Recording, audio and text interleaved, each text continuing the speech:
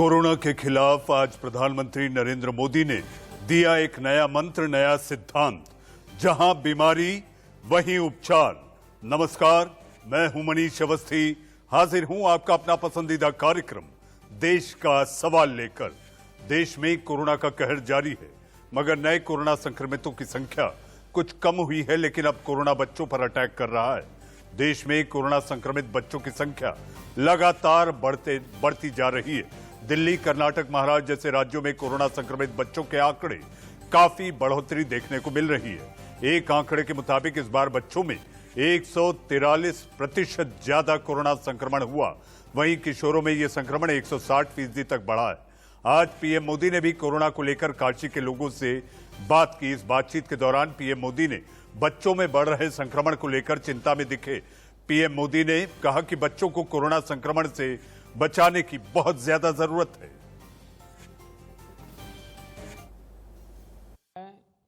कि हमारी लड़ाई एक अदृश्य और रूप बदलने वाले एक धूर्त किस्म के दुश्मन के खिलाफ है। इस लड़ाई में हमें कोरोना से अपने बच्चों को भी बचाकर रखना है, उनके लिए भी विशेष तैयारी करनी है। मैं अभी पिछले दिनों यूपी के अधिकारियों से बात कर रहा था, तो आपके मुख्य सचिव ने, तिवारी जी ने बहुत विस्तार से मुझे बताया कि उन्होंने पीडियाट्रिक के लिए बच्चों को अगर कोरोना होता है क्या क्या करना चाहिए, पूरी व्यवस्था विकसित की। और काफी अच्छा लगा मुझे कि well in advance productively Uttar Pradesh सरकार इस पर काम कर रही है। जी हां, अदृश्य शैतान कोरोना। दिल्ली के एलएनजेपी के डॉक्टर भी मान रहे हैं कि राजधानी में भी बच्चों को होने वाले कोरोना के मामले में तेजी आई है और इस बार एलएनजेपी में 30 संक्रमित बच्चों को भर्ती कराया गया है। पहली बार 5% से नीचे अभी जो इस करंट वेव में आया है, तो ये एक राहत का हमारे लिए वो है खबर। और आपने देखा होगा कि पिछले साल के मुकाबले इस साल बच्चे भी इन्वॉल्व हुए हैं। पिछले 2 महीने में हमारे पास लगभग 30 बच्चे एडमिट हुए, जो कि 8 महीने से लेकर और 15 साल की उम्र के बीच के थे। तो निश्चित रूप से जो वायरल निमोनिया है वो बच्चों को भी इन्वॉल्व कर रहा है और बच्चे भी इस बार हमने देखने को मिले। प्राइमरीली जो कोविड से इन्फेक्ट हो वो हमारे यहाँ पिछले साल नहीं आए थे, इस साल जरूर हमारे पास आए हैं।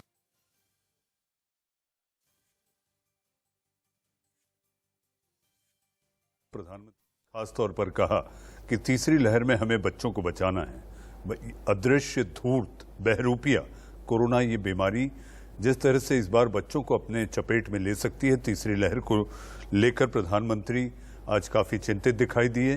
काशी में डॉक्टरों और स्वास्थ्य कर्मियों से बात करते हुए प्रधानमंत्री ने इस बात की चिंता जाहिर की और ये कहा कि जहां बीमार वहीं उपचार। ये एक नया सिद्धांत प्रधानमंत्री ने आज दिया, जिसके बाद कोशिश है कि गांव में, ग्रामीण इलाकों में जहां तक कोरोना पहुंचा है वहीं पर ग्रामीणों को इलाज दिया जा सके। इसको लेकर उपाय योजना बनाए जाने को लेकर प्रधानमंत्री ने इस बात को जोर दिया।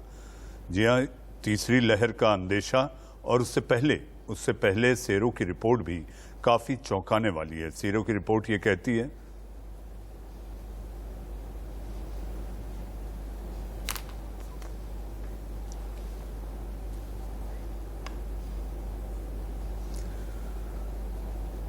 इन्हीं बच्चों पर चर्चा करने के लिए हमारे साथ डॉक्टर सांघी और डॉक्टर विवेक गुप्ता हमारे साथ हैं।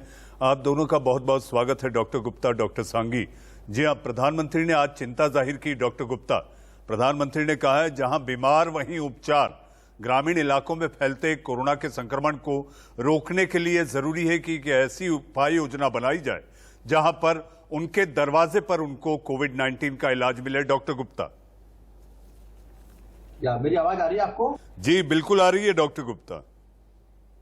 अच्छा, देखिए ऐसा है कि हम लोग काफी चर्चा कर रहे हैं और ये वेव है और उसके बाद हम लोग ने कि वेव ना आ जाए, बच्चों में ज्यादा आशंका है। और दूसरा ग्रामीण का क्षेत्र हमारे यहाँ इसकी हमारी ग्रामीण में रहती है 60 के आसपास, लोग ज्यादा भी नहीं बारे में और थोड़ा सा हल्के लेते हैं, जैसा कि कई लोगों से बात।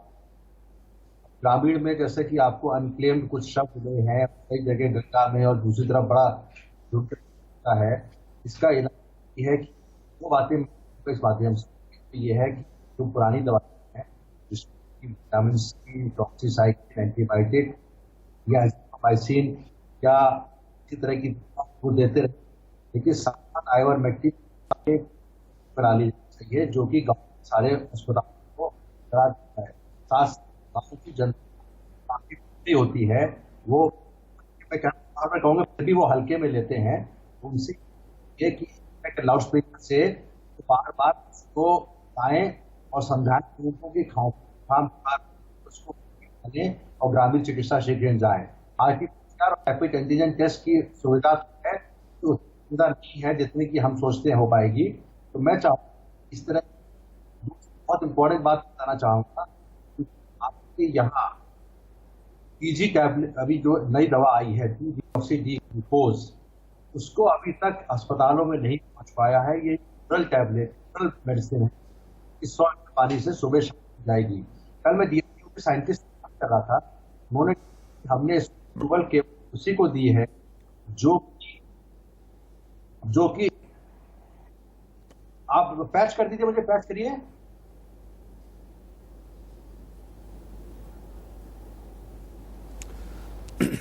जी, हमारे साथ किसी तकनीकी खामी के कारण डॉक्टर गुप्ता अपनी बात पूरी नहीं कर पा रहे। डॉक्टर शरद सांगी, डॉक्टर सांगी, आपने देखा कि प्रधानमंत्री की चिंता तीसरी लहर को लेकर है और तीसरी लहर के साथ साथ हमारे देश की भावी पीढ़ी यानी कि बच्चों को लेकर प्रधानमंत्री ने चिंता जाहिर की। तीसरी लहर में ऐसा माना जा रहा है कि लगभग 60% बच्चे संक्रमित हो सकते हैं। आज सीरो की रिपोर्ट भी आई है जिसमें यह कहा गया। डॉक्टर सांगी जी, ये तो सही है, बट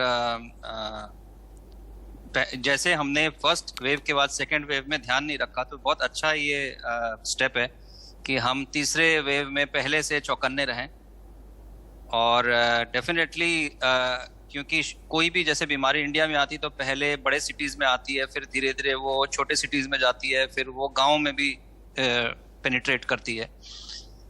तो ये बहुत अच्छा पहल है और हमें प्रिवेंटिव स्टेप्स बहुत जरूरी है। इसके मतलब ये ना हो, इसके लिए हमें पहले से चौकन्ना रहना है। और हमारे को पहले से ही, जैसे खास करके इसमें सेकंड वेव में हमें ऑक्सीजन की कमी आई थी। एक तो ऑक्सीजन की जो प्लांट्स हैं वो लगे कि हर जगह, और उसकी पाइपलाइन लगे, इस तरह के कुछ अरेंजमेंट हो और प्रिवेंटिव चीजें हो, वो बहुत जरूरी है। जो बेसिक मेडिसिन हैं या मतलब कोई जैसे कि प्राइमरी हेल्थ सेंटर्स हैं जहाँ पे एटलीस्ट स्टार्टिंग में ही थोड़ा हमें पता चल जाए कि कुछ प्रॉब्लम है, तो पेशेंट को पहले ही हम शिफ्ट कर सकें हायर सेंटर पे अगर कोई प्रॉब्लम हो तो। जी डॉक्टर सांघी, एक और बात प्रधानमंत्री ने आज जिस बात पर बल दिया और ताकत दी वो ये कि जब वो डॉक्टरों और स्वास्थ्य कर्मियों से बात कर रहे थे काशी के, उन्होंने एक बात कही, जहां बीमार वहां उपचार।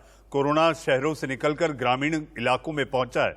इसको लेकर प्रधानमंत्री का ये कहना अपने आप में वाकई एक बड़ी चुनौती दिखाई देती है, जिसको लेकर प्रधानमंत्री लगातार, चाहे सीएम से बात हो, डीएम से बात हो, डॉक्टरों से बात हो, लगातार प्रधानमंत्री इस बात का जोर दे रहे हैं कि ग्रामीण इलाकों में आपको खासा ध्यान रखना होगा और पूरी ताकत झोंकनी होगी। जी, तो ये अच्छा, बहुत अच्छा स्टेप है, क्योंकि देखिए अभी भी इवन पूरे इंडिया में हेल्थ का जो हमारे को पूरे बजट का जो हेल्थ का जो है वो हार्डली कुछ है, 1-2% बजट में जाता है हेल्थ में। तो कम से कम वो भी बढ़े और गांव में ज्यादा भी कंसंट्रेशन हो तो अच्छा ही है। सोचना अच्छा है, पर कितना इफेक्टिव होगा, कितना जल्दी इफेक्टिव होगा, थोड़ा लेट है लेकिन ठीक है। देर कहते हैं ना, देर आए दुरुस्त आए, तो जितना जल्दी हो उतना अच्छा है। जी, देर आए दुरुस्त आए डॉक्टर सांघी, लेकिन जिन्होंने अपनों को खोया है वो जीवन में कभी नहीं लौट आएंगे। जी हाँ, डॉक्टर विवेक गुप्ता, आप अपनी बात पूरी करें। तकनीकी खामी के कारण आप अपनी बात नहीं कह पाए थे डॉक्टर गुप्ता।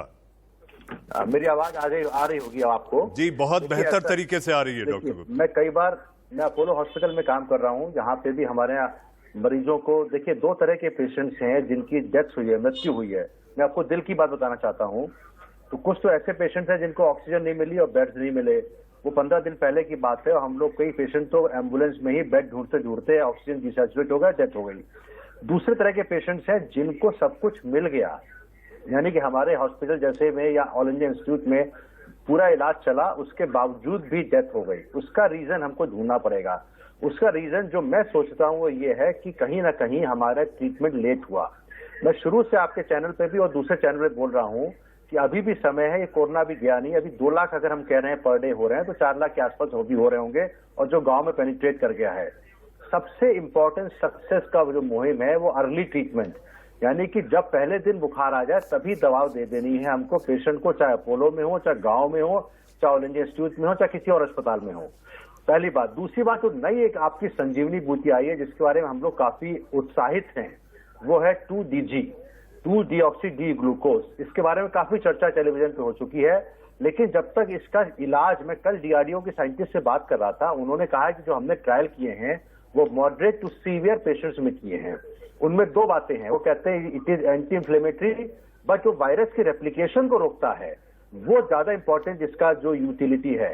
हम कहना चाहेंगे, हम सरकार से फिर से गुहार करेंगे कि इस दवा को, जो कि महंगी दवा भी नहीं है, आसानी दी जा सकती है, उसको माइल्ड केसेस में अगर शुरू कर दें, यानी कि पहले बुखार के साथ जो आइवरमेक्टिन दे रहे हैं तो हम इसको 2DG भी शुरू कर दें। मैं आपके माध्यम से मैं चिट्ठी भी लिखूंगा ऑनरेबल प्राइम मिनिस्टर को कि इसका क्लियरेंस दे दिया जाए माइल्ड टू मॉडरेट केसेस में, तो हम काफी डेथ्स रोक पाएंगे। मैंने आपको कहा कि जब पूरी तरह अस्पताल में भर्ती हो गया, पेशेंट के लंग में निमोनिया हो गया, HRCT स्कोर आ गया 15 से 25 से, ऐसे केस को बचाना बड़ा मुश्किल है। सब कुछ दे दीजिए, टोक्लिजुमाब दे दीजिए, रेमडेसिविर दे दीजिए, सब कुछ दे दीजिए। We have to lose that patient, it is very sad. हमको कहते हैं निप इन द बर्ड, कहते हैं ना कि जैसे आपके शुरुआती दौर पे ही हमको एंटीवायरल मेडिसिन, आइवरमेक्टिन इतना यूजफुल नहीं है, फेविपिराविर भी उतना यूजफुल नहीं है। अगर ये 2DG हमको ये संजीवनी बूटी या रामबाण के रूप में हो सकती है तो इसको दूसरे तीसरे दिन से दे दिया जाए, 5 दिन के लिए देंगे, पेशेंट को ऑक्सीजन की जरूरत नहीं पड़ेगी। ये मेरी पूरी सोच है और पक्की तरीके से मैंने काफी पढ़ा इसके बारे में, and I spoke to the people who have done the research. तो इसको किसी तरह से प्राविधान में चेंज करें, क्योंकि अभी तक जो गवर्नमेंट गाइडलाइन देती है उसके हिसाब से अस्पताल भी इलाज करते हैं। वो मॉडरेट जो सीवियर सिक पेशेंट में देंगे तो असर करेगा नहीं। जैसे प्लाज्मा को हमने कह दिया प्लाज्मा यूजलेस, वैसे थोड़े दिन बाद 2DG यूजलेस हो जाएगा। डॉक्टर गुप्ता, आप शहर के एक बड़े अस्पताल में आप हृदय रोग विशेषज्ञ हैं। बात कोरोना की आती है तो ये जो दिल है डॉक्टर गुप्ता, धक धक धक धक करने लगता है। अब आप ये बताइए कि बेड और ऑक्सीजन को लेकर अस्पतालों के क्या हालात हैं डॉक्टर गुप्ता? देखिए, अभी अगर मैं अपने अस्पताल को तो पूरी तरह बता सकता हूं, हमारे यहाँ अब ऑर्डिनरी जो जनरल वार्ड के बेड हैं वो अवेलेबल हो रहे हैं। अभी मैंने एक पेशेंट को बुलाया है हमारे, जिसकी मैंने एंजियोप्लास्टी की थी, अलीगढ़ में है। उसका CT स्कोर आ गया 17/25। उसका ऑक्सीजन की अभी जरूरत नहीं है, वो भर्ती होने जा रहा है। जहां तक ICU की बात है, ICU अभी भी अवेलेबल नहीं है। ICU में कारण क्या है, जैसे किसी भी अस्पताल में अगर 500 पेशेंट भर्ती है जनरल वार्ड में, वो सीवियर हो रहे हैं तो अपने अस्पताल के पेशेंट को लेने में दिक्कत हो रही है। ICU के बेड्स अभी सरकार को और बनाने पड़ेंगे। अभी इसमें स्थिति यह है कि हम लोग बाहर के ICU के पेशेंट नहीं ले पा रहे हैं, डिस्पाइट कितना भी हमारा रिश्तेदार ना हो, हम नहीं ले पा रहे हैं।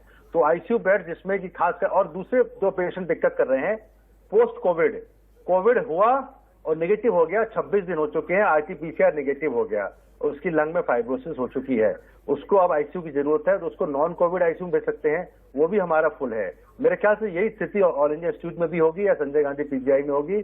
ICU बेड की किल्लत अभी खत्म नहीं होगी जब तक हमारा 10-15 दिन और निकल जाएंगे, और अगर हमारा पेशेंट्स का ट्रीटमेंट, अगर प्रोटोकॉल ठीक चलता रहा पूरे देश में, और अगर पेशेंट सीरियस ज्यादा नहीं हुए, अगर जल्दी इलाज शुरू कर देंगे, गांव के लिए मैं फिर से कहूंगा, आदरणीय प्रधानमंत्री जी से मैं रिक्वेस्ट करूंगा और हेल्थ मिनिस्टर साहब से भी करूंगा कि गांव में कोरोना किट बना के भेज दें, तभी हो पाएगा। एक एक गांव में अगर 10,000 घर हैं तो उसमें कम से कम इसकी प्रेवलेंस रेट 5% है, तो कम से कम 200 या 500 लोगों को रोज जरूरत पड़ेगी। अगर 1000 किट का इस्तेमाल भी रोज होता है, दवाइयों की बात कर रहा हूं मैं, RT-PCR किट की बात नहीं कर रहा हूं मैं, रैपिड एंटीजन की बात नहीं कर रहा हूं मैं, बात कर रहा हूं दवाइयों के किट की, जिसके अंदर एक एंटीबायोटिक, विटामिन C, आइवरमेक्टिन, और ये अगर 2DG लगा देंगे हम मृत्यु दर कम कर पाएंगे। हम 1 महीने बाद कहेंगे अगर ये फॉर्मूला चल गया तो 1 महीने बाद आप अपने टीवी चैनल से मनीष जी खुद बोलेंगे कि ये फॉर्मूला से आप मृत्यु दर कम हो गई है, मरीज आ रहे हैं लेकिन ठीक हो रहे हैं। डॉक्टर गुप्ता, आपने जिस फॉर्मूले की बात की, मुझे ऐसा लगता है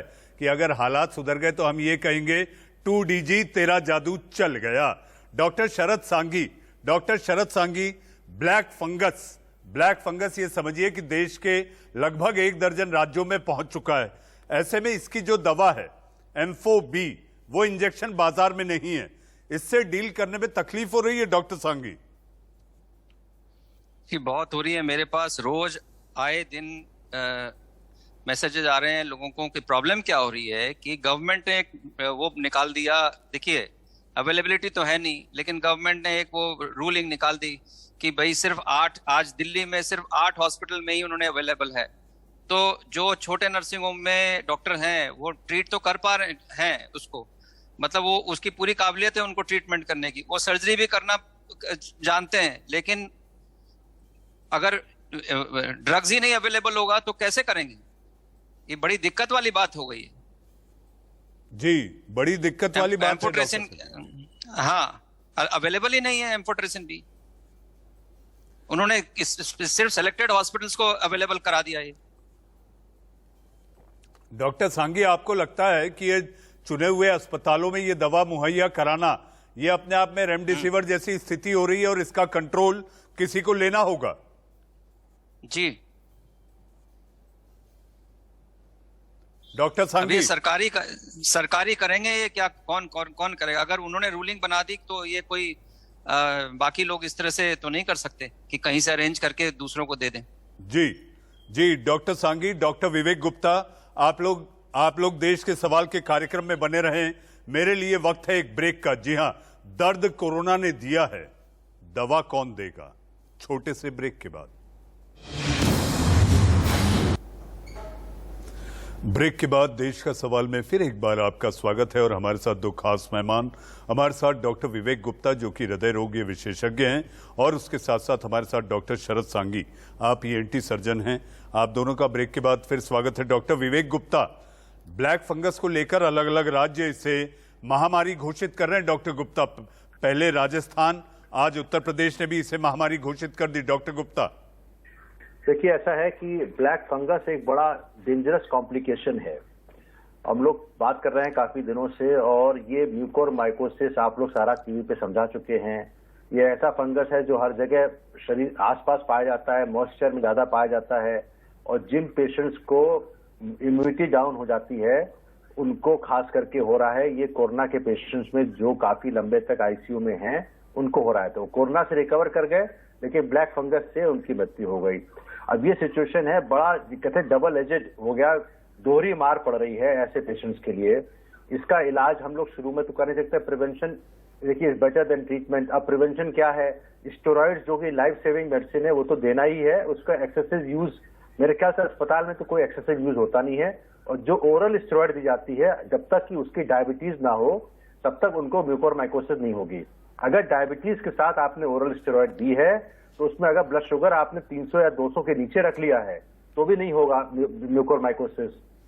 तो मैं पब्लिक को ये बताना चाहूंगा कि अगर आपको घर में स्टेरॉइड चल रहा है, जिसकी जरूरी है क्योंकि सैचुरेशन कम हो रहा है, स्टेरॉइड नहीं देंगे तो आप सीवियर निमोनिया में चले जाएंगे। तो स्टेरॉइड देना जरूरी है। अब उसके साथ अगर आपको ब्लड शुगर की बीमारी है तो उसको आप रैंडम ब्लड शुगर दिन में 2 या 3 बार करें। हमने कई पेशेंट देखे जिनको 400-500 शुगर हो गई, उन्होंने ध्यान नहीं दिया और इलाज भी नहीं कर पाए। तो ऐसे केस में इंट्रावीनस इंसुलिन से अगर हम 200 के अंदर ब्लड शुगर रखेंगे तो म्यूकोरमाइकोसिस या ब्लैक फंगस नहीं होगा। अब बचा अस्पताल की बात। अस्पताल में जो आईसीयू में पेशेंट एडमिट हैं उसको अगर हम प्रॉपरली कार्बोलाइज करें आईसीयू को, यानी कि हम उसको अच्छी तरह हाइजीन मेंटेन करें, तो जो फंगस है, फंगल स्पोर हैं जो कि मॉइस्चर से या कहीं गंदगी से आ सकते हैं, वो नहीं आएंगे। अब तीसरी बात बची वेंटिलेटर पेशेंट्स की। वेंटिलेटर का जो बाहर के कनेक्शन होते हैं उसको हम अगर अच्छी तरह क्लीन करते रहें, अंदर का नहीं हो पाता है, और हमको हर 2 दिन पे जितनी भी ट्यूब्स है उसको चेंज करें तो इस फंगस से बचा जा सकता है। अब इसका इलाज इतना कठिन है कि जब म्यूकोरमाइकोसिस किसी को हो गया तो 54% मोर्टेलिटी तो बिना कोविड के है। अब कोविड लंग है ऑलरेडी और प्लस ये, तो उसको बचाना ऑलमोस्ट इम्पॉसिबल हो जाता है किसी भी अस्पताल के लिए। अभी आपने कहा 5000 केसेस का रिपोर्ट है, केवल 300 डेथ्स हैं, ऐसा मुझ पर विश्वास नहीं। मुझे लगता है डेथ ज्यादा होंगी जितने केसेस हुए होंगे और म्यूकोरमाइकोसिस हो गया। अब चौथी मार ये पड़ रही है कि एम्फोटेरेसिन भी, जो कि एक ही दवाई है, और posaconazole intravenous anti fungal medicine हैं, उसकी अवेलेबिलिटी भी अब कम हो गई है और कुछ ही अस्पताल में अवेलेबल है। हमारे अस्पताल में अवेलेबल है, लेकिन कई और जगह अवेलेबल नहीं है। अब ऐसी कंडीशन में जब आप दवा भी नहीं दे सकते हैं तो क्या करें? उसकी पांचवी बात मैं करूंगा कि इसका तरीका क्या है। अब आपने एम्फोटेरेसिन भी अवेलेबल नहीं है, पेशेंट को म्यूकोरमाइकोसिस हो गया है। अब ऐसे में क्या और एम्फोटेरेसिन बी के अलावा कुछ और एंटी फंगल होती हैं, उसको देने में कोई नुकसान नहीं है एटलीस्ट, नंबर 1। नंबर 2, हम उसकी इम्यूनिटी बढ़ा दें। पेशेंट जो इम्यूनिटी सप्रेस्ड है, उसको स्टेरॉइड चल रहा है। अब इम्यूनिटी बढ़ाने का तरीका विटामिन सी का इंजेक्शन भी आता है। मैं बताना चाहूँ कई फिजिशियंस को ये अपने दिमाग की सोच है, इसका ट्रायल की जरूरत भी नहीं है। इंट्रावीनस अगर विटामिन सी हाई डोज में देंगे, और दूसरा इंट्रावीनस इम्यूनोग्लोबुलिन एक तरह की एंटीबॉडी होती है। एक एंटीबॉडी होती है स्पेसिफिक फॉर कोरोना, जो मोनोक्लोनल एंटीबॉडी है, जो कि डोनाल्ड ट्रंप को लगा था, अभी हमारे इंडिया में अवेलेबल नहीं हुई है, वो शुरुआती दौर में काम करेगी। लेकिन एक एंटीबॉडी स्पेशल होती है जो इम्यूनिटी बढ़ाती हैं, उसको अगर एम्फोटेरेसिन हम बी नहीं दे पा रहे हैं तो कम से कम सारे, मैं फिजिशियन से कहूंगा ये बात सुने, काफी लोगों को पता है पर दिमाग में आने की बात है कि इंट्रावीनस इम्यूनोग्लोबुलिन दें, और बहुत थोड़ा महंगा जरूर है, और साथ साथ इंट्रावीनस विटामिन सी दें, और एम्फोटेरेसिन भी जब अरेंज हो जाएगी तब दे देंगे। क्योंकि ये 3 मार्ग, COVID lung plus without amphotericin B and तीसरा आपको black fungus, it is actually a killer combination. It is very difficult to save such patients. तो हम कुछ ना कुछ करेंगे। अगर दवा जब तक नहीं आ रही है तब तक ये 2 चीजें दें। बचाव के लिए हाइजीन मेंटेन करना बहुत जरूरी है कि ब्लैक फंगस तक ना पहुंचे, और ब्लड शुगर कंट्रोल करना। कई अस्पतालों में भी ब्लड शुगर कंट्रोल नहीं हो पाती है। मैं बताना चाहूंगा मनीष जी आपके माध्यम से कि कई अस्पताल में देखिए, ऐसे में हेल्थ केयर इंफ्रास्ट्रक्चर, अगर आईसीयू है, मिल जाना ही सब कुछ नहीं होता कि आईसीयू मिल गए, अब इस अस्पताल में भर्ती है तो हमें सब कुछ हो गया। वहां की नर्सिंग स्टाफ को रैंडम ब्लड शुगर हमारे यहाँ थ्राइस डेली करते हैं, ट्वाइस डेली, 2 बार सुबह शाम ब्लड शुगर टेस्ट करें, और साथ साथ इंसुलिन को रेगुलर दें कि ब्लड शुगर 140 के नीचे या 200 के नीचे रहे तो आप म्यूकोरमाइकोसिस या ब्लैक फंगस से बच पाएंगे। और कोई तरीका ही नहीं है। It is stringent treatment in the hospital and also outside the hospital. जी डॉक्टर गुप्ता, डॉक्टर शरद सांगी हमारे साथ हैं। डॉक्टर सांगी, ब्लैक फंगस को लेकर चिंताएं बहुत ज्यादा हैं। 2 राज्यों ने देश के महामारी घोषित कर दी है, पहली तो कोविड-19 और अब दूसरी ब्लैक फंगस। डॉक्टर सांगी, हम चाहेंगे कि ये आंखों को किस तरह से अफेक्ट करता है, और उसके साथ साथ रोशनी भी चली जाती है। कैंसर की तरह तो होता है लेकिन फैलता बहुत तेजी से है। डॉक्टर सांगी जी, देखिए, इसमें इसको आंसर करने से पहले एक चीज और कहना चाहूंगा कि जैसे डॉक्टर गुप्ता ने बोला कि डायबिटिक पेशेंट्स को ध्यान बहुत रखना है, एक और ग्रुप ऑफ पेशेंट है जो बॉर्डर लाइन डायबिटीज है, मतलब उनको कभी डायबिटीज थी नहीं, लेकिन जैसे स्टेरॉइड दिया और बढ़ गया, उनको पता ही नहीं चल रहा पीछे से। तो ऐसे पेशेंट्स को भी हमें, मतलब इवन नॉर्मल पेशेंट्स में भी कभी अगर ब्लड शुगर रैंडमली कर लें तो कोई दिक्कत नहीं है, मतलब दिन में 1 बार या 2 दिन में 1 बार जो नॉर्मल पेशेंट्स हैं जो डायबिटिक नहीं है उनको भी कर लेना चाहिए एक बार। क्या पता वो बॉर्डर लाइन डायबिटीज है और स्टेरॉइड देने के बाद में उनका शुगर बढ़ गया। तो एक तो ये पॉइंट है। दूसरा पॉइंट मैंने पहले भी बोला था कि जेंशन वायलेट एक बहुत अच्छी दवाई है जिसको हम ह्यूमिडिफायर्स में डाल सकते हैं, जिससे हम उसी स्टेप में फंगस को अवॉइड कर सकते हैं। तीसरी बात एक और चीज है जिसमें हम नाक में घर पे भी सिंपल वे में गर्म पानी में नमक डाल के थोड़ा सा क्लीनिंग कर सकते हैं, या नेजल क्लीनिंग के सॉल्यूशंस डूशेस आते हैं वो हम कर सकते हैं नॉर्मल पेशेंट्स में भी या डायबिटिक पेशेंट में खास करके। उससे क्या क्लियर होता रहेगा, कहीं भी फंगस आएगा भी तो स्प्रेड नहीं होएगा इनिशियल स्टेज पे।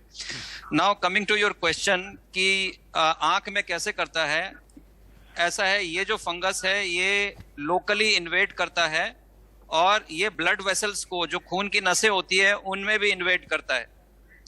तो ये नाक के रास्ते साइनसेस में जाता है, साइनसेस से आंख में जाता है अंदर की साइड से, और उसके बाद में ब्रेन की तरफ भी जाता है। तो ये तरीका। दूसरा तरीका ये है कि ये आर्टरी में चला चलाता है, रेटिनल आर्टरी होती है पीछे से, उसमें आ गया तो इवन डायरेक्ट ब्लाइंडनेस भी हो सकता है। और आंखें, मतलब सिम्टम्स ये होती हैं कि आंखें रेड हो जाएंगी या आंखों की मूवमेंट में प्रॉब्लम होगी, आंखों में पेन आएगा। और इसका एक बहुत खास अर्ली सिम्टम बताना चाह रहा हूँ म्यूकोरमाइकोसिस का, जो कि नॉर्मली मिस हो गया है। ये इसमें नॉर्मली जो अर्लीस्ट सिम्टम होती है वो या तो नाक में ब्लॉकेज या सर्दी जुकाम वाली प्रॉब्लम आएगी, या कोई भी नाक का एरिया या फेस के एरिया में एनेस्थीसिया हो जाएगा, मतलब वो फील आप करो तो वहां पे फीलिंग ही नहीं रहेगी। वो बहुत अर्ली सिम्टम है म्यूकोरमाइकोसिस की, ब्लैक फंगस की। जी डॉक्टर सांगी, हमारे साथ डॉक्टर गुप्ता भी जुड़े हुए हैं, डॉक्टर विवेक गुप्ता। डॉक्टर गुप्ता, जहां तक बात की जाए दिल्ली को लेकर, सीरो का एक सर्वे आया है डॉक्टर गुप्ता, जिसमें 60% बच्चों में एंटीबॉडी पाई गई है, तो क्या ये समझा जाए कि वो बच्चों को कोरोना हो चुका है? डॉक्टर गुप्ता देखिए, सीरो सर्वे बड़ा इंपॉर्टेंट सर्वे होता है। हम लोग ने पहले वेव में भी किया था। बॉम्बे के हम लोग ने जो एरिया है, जो धार वाला जो है, वहां भी किया और दिल्ली में भी किया। धारावी डॉक्टर गुप्ता, धारावी। तो सीरो सर्वे जब एंटीबॉडी चेक करते हैं, इससे पता लगता है कि कितने लोग के इन्फेक्ट होकर चला गया, यानी कि they are not infected but they have been infected earlier. 3 महीने तक तो एंटीबॉडी रहती है। अगर सीरो सर्वे बता रहा है 60%, तो हर्ड इम्यूनिटी की तरफ बढ़ रहे हैं हम लोग, और 70% तो हर्ड इम्यूनिटी बोल दी जाती है। ये पक्की बात है। अगर 60% बता रहा है जैसा आप बता रहे हैं, that mean 60% children have been already infected. तो this is good news, because अगर ये तीसरी लहर की हम जब बात कर रहे हैं कि तीसरी लहर में बच्चे ज्यादा इन्फेक्ट होंगे, तो कम से कम 60% बच्चे तो ऑलरेडी प्रोटेक्टेड हैं, उनको बीमारी नहीं आएगी। मैं तीसरी लहर के बारे में आपसे बताना चाह रहा था कि तीसरी लहर को हमें बचाने के लिए हमारे पास सारी दवाइयां अवेलेबल होनी चाहिए। हम दवाइयों को, वैक्सीनेशन तो एक अलग पोर्शन हो गया। वैक्सीनेशन का असर 2021 में देखने को मिलेगा, 22 में देखने को मिलेगा, अभी 21 चल रहा है। लेकिन दवाओं का पूरा रखेंगे तो ये आपने बात सही कही है, 60% लोग इन्फेक्ट हो चुके हैं and they are now protected. It is actually a good news कि बिना ज्यादा सीरियस हुए वो प्रोटेक्शन में चले गए। अब बात बची कि क्या हम बाकियों को कैसे हर्ड इम्यूनिटी और लाएंगे। हर्ड इम्यूनिटी लाने कोई तरीका नहीं, तो भगवान अपने आप लेके आता है, because people are getting infection to infection. मैं आपके माध्यम से 2 बातें और बताना चाहूंगा, क्योंकि आपका समय समाप्त होने वाला है। मैं एक बात बताना चाहूंगा, जो आपने ब्लाइंडनेस बताई है, वो ऑप्टिक नर्व में जाके पीछे की तरफ, जो ऑप्शन ने बताया सांगी साहब ने, लेकिन उसमें ऑप्टिक नर्व जो होती है पीछे, आंख के पीछे होती है, वहां पे कंप्रेशन हो जाता है और नर्व खत्म हो जाती है, टोटल ब्लाइंडनेस हो जाती है, म्यूकोरमाइकोसिस की। दूसरी बात मैं फिर से दोहराना चाहूंगा कि अगर सरकार इस समय ये डिसीजन ले ले कि 2DG को माइल्ड टू मॉडरेट में देना है, अभी डिसीजन नहीं हुआ है, अगर डिसीजन 3 महीने बाद लिया जाएगा तो हमें दिक्कत आ जाएगी। डॉक्टर रेड्डी लेबोरेटरी के पास एक लिमिटेड संसाधन है, इसका पेटेंट राइट खत्म करके और मैन्युफैक्चरर को उनको कहा जा बनाइए। बड़ा सिंपल दवा है, it is a glucose only, it is a glucose analog. ये कैसे काम करती है, जैसे कि ये एक मैं पढ़ रहा था व्हाट्सएप पे, बड़ा अच्छा लिखा था, चीटिंग द चीटर। उसमें क्या है कि वायरस समझता है ये ग्लूकोज हमारे लिए इस्तेमाल होगी, वायरस के अंदर एक ग्लूकोज जाता है जो कि नॉन अवेलेबल होता है, क्योंकि इसके अंदर डबल सेकंड नंबर पे HOH की जगह HH है, यानी कि उसको ऑक्सीजन नहीं मिलती, वायरस को एनर्जी नहीं मिलती, ग्लाइकोलाइसिस ब्लॉक हो जाती है या कम हो ब्लॉक हो जाती है और वायरस मर जाता है, वायरस को रेप्लिकेशन नहीं होता।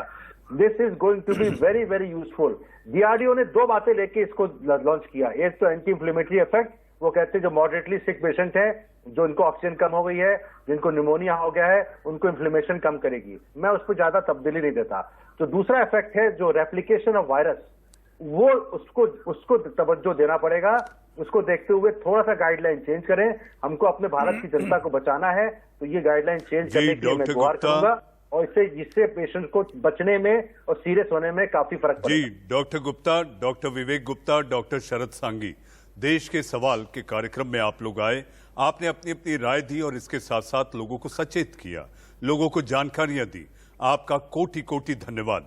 जी हाँ, जाते जाते मैं केवल इतना कहना चाहूंगा, जी हाँ, कोरोना अदृश्य धूर्त और बहरूपिये की तरह आचरण कर रहा है। मुझे दुष्यंत कुमार साहब का वो एक शेर याद आता है, मैं बेपनाह अंधेरों को सुबह कैसे कहूं, मैं बेपनाह अंधेरों को सुबह कैसे कहूं, मैं इन नजारों का अंधा तमाशबीन नहीं। देश का सवाल में आज के लिए बस इतना ही। अब वक्त है एक छोटे से ब्रेक का।